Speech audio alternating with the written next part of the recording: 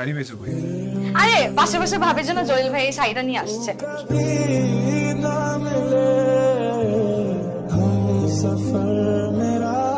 কি ব্যাপার, শুয়ে পড়বা নাকি? খাওয়া দাওয়া করবা না? খাবে না?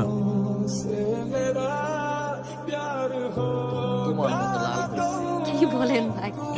আরে তুমি কখন আসলা? এই তো তোমার জন্য শাড়ি আনছি।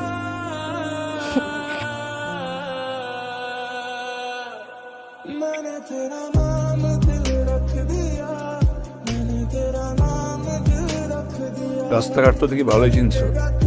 জুয়েল ভাইয়ের সাথে ফ্যাক্টরি দেখতে গেছিলাম, বুঝছো?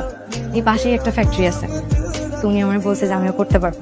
বুঝছো? রাস্তা রাখছি না, খাওয়া রাখছি বলছি আমি। আমার কাছে আসো, আসছো কেন?